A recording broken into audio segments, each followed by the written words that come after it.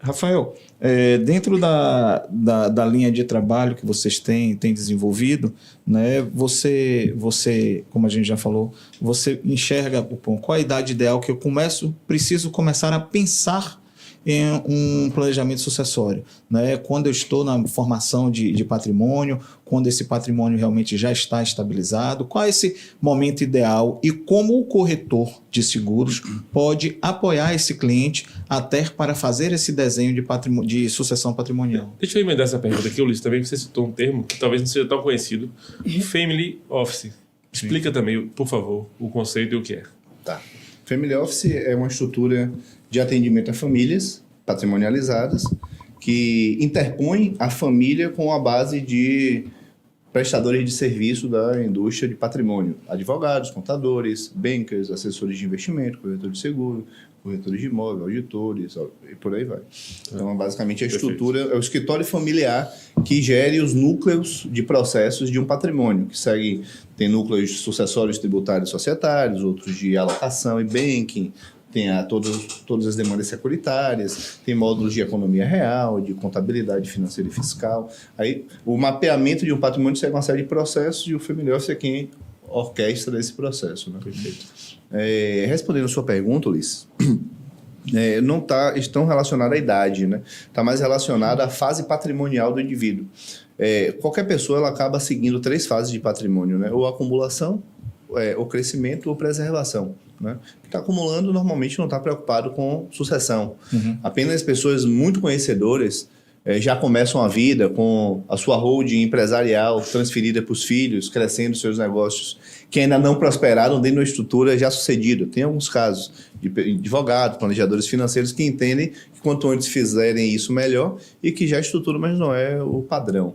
Clientes de crescimento, eles começam a ter uma preocupação já sucessória quando você começa a olhar que aquela construção de riqueza ela já vai fazer falta se ela for perdida, se ela não estiver protegida, se ela for impactada por alguma lei, alguma glosa, algum gravame, alguma execução, né? Empresários têm muito medo de responsabilidades civis, trabalhistas, né? Que acabam acontecendo no Brasil meio de forma mandatária, né? De cima para baixo. Famílias de preservação, indivíduos de preservação são aqueles que, olha, eu já quero agora perpetuar, eu já quero transferir, e eu posso chegar nessa fase com 40 anos ou com 70, né? Depende muito do volume de patrimônio produzido, da estrutura familiar e dos anseios, né? Não está tão relacionado à idade, muito mais à fase patrimonial. A fase patrimonial que ele está ocupando. E eu vi na sua fala que você traz uma gama, ainda voltando ao Family Office, você traz uma gama e dentro desses agentes você traz também o corretor de seguros envolvidos com outras categorias. Sim. Né? O corretor de seguros,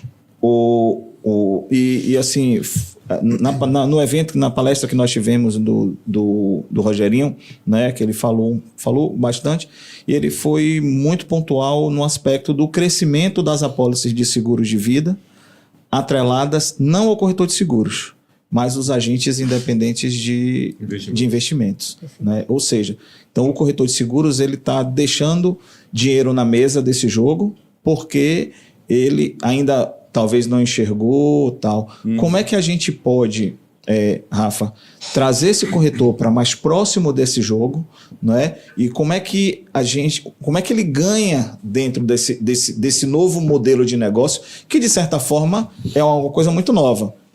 Sim. Né? Perfeito. Tem um conceito hoje dos agentes financeiros de Wall Street, a Faria Lima, do One Stop Shop. O que quer dizer isso?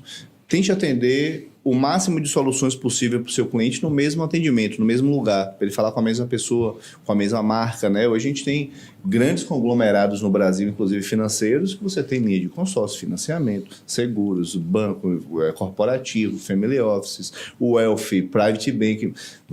Ofereça todas as soluções dentro do mesmo conceito.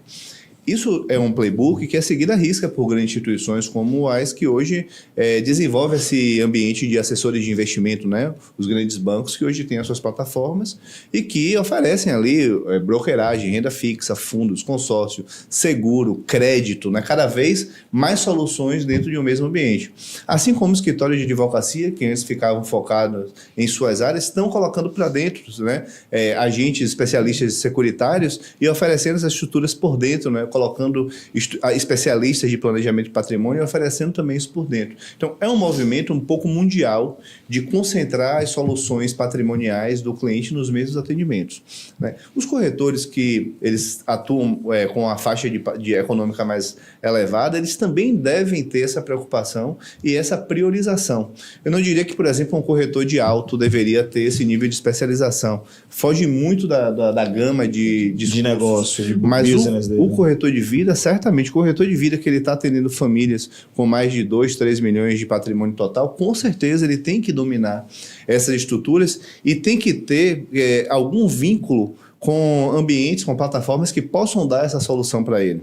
Porque não vai nunca ser o core do corretor estruturar, por exemplo, investimentos, estruturar soluções patrimoniais. Uma road patrimonial, uma road familiar. Não é o core, mas pode ser uma atividade acessória que ele ofereça dentro do mesmo ecossistema para que ele retenha aquele cliente, ele diminui o churn, né, a saída de clientes, melhora as retenções, melhora o LTV, que é a linha de receita por cliente dentro de um mesmo atendimento. E com isso, aquele ábaco de atendimento que vocês lidam o tempo todo, quanto menos clientes eu tenho, mais excelência eu consigo entregar. Então eu preciso ter mais margem, mais linhas de receita dentro dos mesmos clientes, né? Que é uma realidade da alta renda. Que é o conceito de parceria, nada mais do que o conceitual de parceria. Perfeito. Onde eu posso, a minha parte eu trabalho, a parte que eu não tenho eu dedico para um outro parceiro. E que a gente, até o próprio Rogério também falou sobre esse assunto. Exatamente. Né? E assim, no fim do dia, hoje, o corretor está sendo o especialista de vida que não atua com as frentes sucessórias, ele está sendo prejudicado. Eu mencionei que no domingo, um parceiro nosso entrou em contato comigo falando que o advogado queria derrubar a apólice dele, pedindo uma ajuda no processo de reunião. E aí a gente teve a reunião hoje, inclusive quarta-feira, e dentro desse processo era muito claro que esse advogado ele tinha uma estrutura de seguridade associada ao escritório e ele queria defender outra tese, né? Isso já é comum em muita gente que tenta derrubar a apólice de seguro vitalícia, que já está perto da quitação, que eu acho um verdadeiro crime. Mas por que isso existe? Isso existe pela desinformação do mercado. Porque se o corretor de seguros tivesse ao lado os parceiros ideais para fazer essa estruturação, que o cliente procurou o advogado porque não achou nele, ele não precisaria ter essa exposição do core principal dele, que é talvez ele que fosse o elo de ligação entre esses outros. Então, ele cresce base, cresce renda e defende a base que ele já constituiu ali ao longo do tempo.